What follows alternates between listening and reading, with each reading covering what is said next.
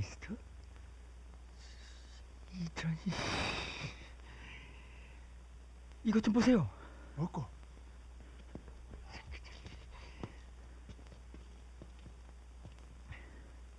나쁜 놈들. 이런 피치길 놈들. 한국 독립영화를 이야기할 때 빼놓을 수 없는 제작 집단이 있다. 이름하여 영화제작소 장산곤매, 그 당시에 이제 음악평론가 강헌, 명필름 대표 이은, 영화감독은 이태원 살인사건의 홍기선, 고고 70의 최호, 알포인트의 공수창, 접속의 장윤현 등 훗날 문화예술계에서 다방면으로 활동하는 사람들이 여기에 속해 있었다. 집단이 만들어질 당시에는 각기 다른 대학교의 영화 동아리에 속해 있던 사람들이었고, 이들이 모여 영화도 운동이 될 수 있다는 취지로 결성했다. 제작소 이름은 황해도에서 구전되는 장산곤매 전설을 바탕으로 하고 있다. 대륙에서 쳐들어온 매와 구렁이 떼들에 맞서 싸우면서도 쓰러지지 않는 장산곤매에 대한 이야기인데, 이 전설이 대중적으로 알려지게 된 건 7, 80년대 한국 사회를 풍미했던 황석영 작가의 소설 장길산 덕분이다. 해당 전설은 탐관 오리들을 처단하며 백성들의 구원자가 된 황해도 구월산의 의적 장길산 이야기에 차용됐고, 장산곤매는 곧 민초들의 끈기에 대한 상징으로 자리 잡았다. 지금과 달리 대학교가 많지도 않았던 데다 진학하기도 힘들었던 시대. 그래서 당시 대학생들은 지금 같은 모습을 포함해서 부당한 국가에 맞서거나 사회를 좀 더 좋게 바꾸고자 뭔가 해야겠다는 사명감을 가진 경우가 많았다. 영화 제작소 장산곤매의 행보도 이와 비슷했다. 당시 일반적인 한국 독립영화들처럼 16mm 필름으로 영화를 제작한 장산곤매는 장편 극영화 3편에 중편 다큐멘터리 1편을 만들었다. 첫 작품은 5.18 민주화운동의 전개 과정과 그 트라우마를 다룬 극영화인 1989년작 오 꿈의 나라였다. 이후로 당대에 끝없이 외면당했던 교육과 사회정치, 노동 문제를 전면으로 다룬 작품들을 만들었다. 그리고 이들이 만든 영화들은 시나리오부터 검열하고 보는 당대 심의제도를 볼 때 결코 극장에 정식으로 개봉할 일이 없을 것이므로 공동체 상영을 택해서 대학가와 노동단체를 중심으로 상영됐다. 이게 내가 생각하는 게 말이 아니었어. 그래서 씨발 좆됐다. 그러니까 이번 5월 1일 노동절에 맞춰 한국영상자료원 측에서 4K 해상도로 복원한 파업전야는 처음으로 정식 개봉하는 것이다. 파업전야는 장산곤매의 최고 히트작이다. 그럴 운명을 타고났다고 할 수 있다. 그 계기는 서울 해화동에 있었던 예술극장 한마당에서 처음 자리를 잡고 상영했을 당시 공권력에 의해 필름을 압수당한 일로 설명할 수 있겠다. 굳이 민감함의 정도를 따지자면 5.18을 소재로 한 오 꿈의 나라 쪽이 더 심해 보이지만, 의외로 그 작품은 상영 당시 재판부에서 정부의 필름 압수 시도를 기각한 바 있다. 당시 노태우 정부 입장에서 전두환 정부와 다르다는 점을 어필하는 용도로 5.18을 활용하기에 적당했으므로 나름 유하게 풀어줬는지도 모른다. 하지만 노동 문제는 풀어주고 싶지 않았을 것이다. 88 올림픽을 개최하고 산업발전 측면에서 최고조를 달리기 시작했을 때였다. 더 빼먹어도 모자랄 판인데 노동자들에게 노조와 파업의 중요성을 말하는 작품이 가당키나 하겠는가. 심지어 무료 관람이었다. 이거는 막아야겠다 싶었겠지. 어쨌든 파업전야는 마틴 리트 감독의 1979년작인 노마레이의 영향을 받은 작품처럼 보인다. 물론 한국에는 개봉하지 않은 작품이라 당시 제작진들이 봤는지는 알 수 없다. 오히려 그들은 베르나르도 베르톨루치 감독의 작품들을 보며 카메라 움직임을 연구했다고 밝힌 바 있는데, 하이라이트라 할 수 있는 장면이 노마레이에 대한 오마주처럼 보이는 게 단순히 내 기분 탓은 아닌 것 같다. 파업전야는 노마레이와 반대의 전개 방향을 취한다. 그 작품은 셀리 필드가 연기하는 노마레이라는 노동자가 노조운동가로 성장하는 과정을 다루지만, 그때나 지금이나 노조운동가가 빨갱이와 동일한 의미를 지닌 한국의 현실에서 이런 성장 서사가 제대로 받아들여질 리가 없다. 그래서 파업전야는 무기력한 현실 속에서 회사의 개처럼 살던 남자를 주인공으로 삼고 그가 노조에 관해 생각을 바꾸는 과정을 보여준다. 도입부에서 이 세상의 주인은 바로 우리임을 외치며 노조 결성을 부르짖다 끌려나가는 노동자를 보여주는 것도 그가 외친 발언보다는 이상하게 끌려나가는 행위 그 자체가 더 기억에 남는다. 한국 회사에서 보는 일상적인 풍경이기 때문이다.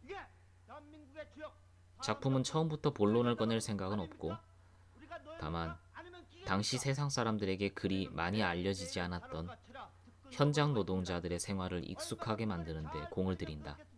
당시 노동운동은 공산주의 의식화로 치부되며 주류 TV에서 이상한 방식으로 왜곡된 바 있다. 작품이 노조 활동의 숭고한 의미 대신 평범한 사람들이 노조를 계획한다는 점을 부각시키는 연출로 상영 시간 상당 부분을 채운 것은 이 왜곡을 바로잡으려는 노력이다. 노조의 회의적인 노동자 한수와 열성적으로 노조 활동을 하는 애인 미자가 연인 관계로서 나누는 섹스 장면이 대표적이다. 그 당시 기준으로 봐도 직접적인 묘사가 없는 가소로운 표현수이지만 아무리 노동자들의 일상을 묘사한다고 해도 섹스 장면까지 넣어야겠느냐며 장상곰매 내부에서도 반대가 있었다고 한다.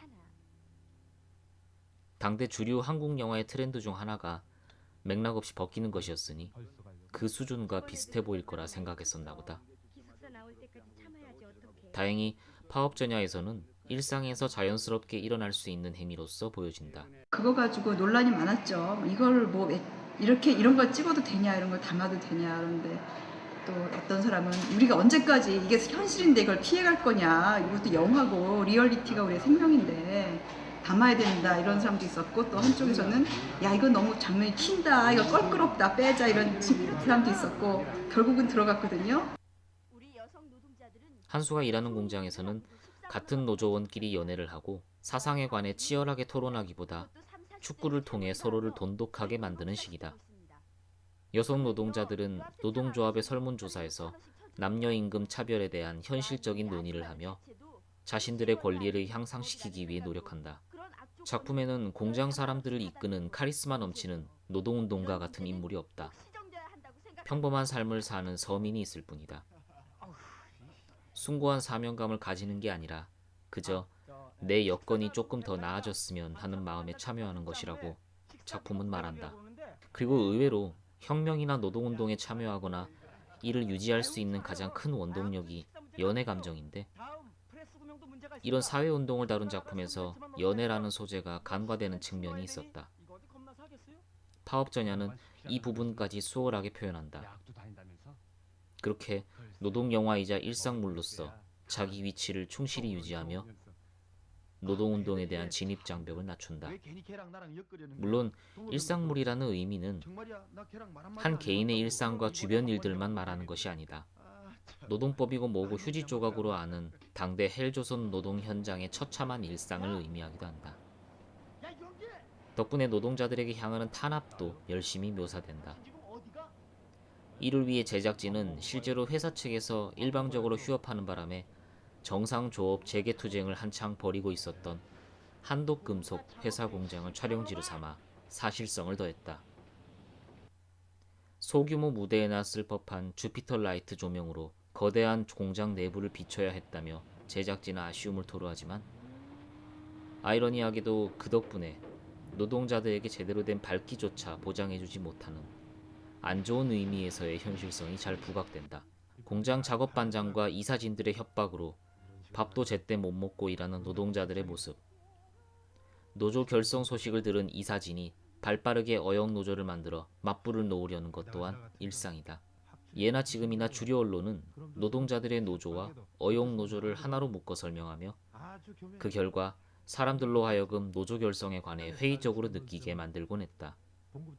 그런 점에서 파업전야는 이 노조와 그 노조가 다름을 구분시키고 그 사이에서 갈등하는 한수를 보여주며 끝내 그가 내리는 선택을 설득력 있게 진행시킨다. 한수의 갈등은 당대 정권과 언론이 수출 역군과 경제 활성화를 내세우며 미화시키기에 바빴던 기업 권력의 음흉한 면모를 드러내는 순간이자 어째서 노조가 우리에게 필요한가를 효과적으로 대변하는 연출로서 부족함이 없다. 이런 작품이다 보니 노태우 정부는 상영 저지를 위해 진압경찰과 헬기까지 동원했다. 작품을 상영했다는 이유로 공연장 허가가 취소됐고 관객은 봤다는 이유로 연행과 구금, 심지어 일하던 회사에서 해고당하기까지 했다. 장상곤매는 이에 맞서 일명 파업전야 탄압 분쇄를 위한 공동투쟁위원회를 결성 후 상영을 위한 투쟁을 시작했다. 대학교에서 상영될 때는 학생들이 쇠파이프를 들고 필름을 사수했고 경찰들이 최루탄을 쏘며 상영장에 진입했을 때 상영 책임자들은 영사기와 필름을 챙겨 탈출하는 상황이 반복됐다. SNS도 없던 시대이니만큼 가만 놔뒀으면 볼 사람들이나 보고 끝났을 작품이었다. 어찌 보면 당시 권력자들의 호들갑이 파업전야가 30만 명 가까운 관객을 모으고 당시 1,000원짜리였던 팜플렛을 팔아 1억 원의 수익을 내게 만든 셈이다. 파업전야는 이후로도 세상이 필요로 할 때 몇 번 더 소환됐다. 사실 지금도 이 작품은 존재감을 드러낼 만한 시의성을 갖추고 있다. 매번 따라붙는 이야기이긴 하지만 이 작품이 공개된 지 30년인데 아직도 한국 사회가 바뀌려면 멀었기 때문이다. 눈에 띄게 나아진 것이 있다면 아마 노동법 공부했다는 이유로 정부기관에 부당하게 끌려가 고문당하는 시대는 아니게 되었다는 점. 아직까지는 그것뿐이다. 아니 그럼 뭐예요? 다만 이번에 첫 극장 개봉을 위해 다시 소환된 파업전야 복원판은 과거와는 조금 다른 생각을 할 수 있을 것으로 보인다. 올해 영화와 TV 드라마 쪽에서 몇몇 노동 문제가 논란으로 부각된 바 있다. 한국 드라마 제작 현장에서 스태프들이 과로로 인해 부상을 입거나 끝내 사망에 이른 경우가 있었고 어떤 스태프는 드라마 제작사를 노동 착취로 고발했다가 내부에서 감시당하기도 했다. 영화계는 고작 몇 년 전에야 표준 계약서가 도입됐고 이제서야 표준 근로기준법도 도입된다며 자화자찬하는 중이다. 머리를 쓰건 몸을 쓰건 예술이란 원래 중노동이었고 영화 현장은 막노동이나 마찬가지다. 그런데 영화나 드라마 쪽은 노동과 관련된 이야기를 최전선에서 만들어 왔지만 정작 노동 권리가 보장되는 영역으로부터 가장 멀리 떨어져 있었다. 오직 독재 사회에 대한 저항운동이자 평상시 받아들여졌던 노동 현장에 관해 영감을 주는 식으로만 기억되던 이 작품이 좀 다르게 느껴지는 이유다. 새로운 시의성이 부여된 것 같다고 해야 할까? 마침내 첫 개봉하는 파업전야도 이런 식으로 되물을 수 있다. 이 작품이 만들어진 지 30년인데 어째서 그동안 한국 영화 현장은 바뀌지 않았느냐고 말이다. 영화 또한 노동의 산물이고 영화를 만드는 사람들 또한 노동자다. 파업전야는 한 편의 영화로서 여태까지 이상할 정도로 접점이 없었던 영화계 종사자들에게도 영감을 주는 작품이 된다. 장상곤매 일원들은 각자의 위치에서 어떻게 나이 들어갔을지 모르겠지만 그들이 만든 파업전야는 지금도 새롭게 영감을 주는 고전으로 남았다.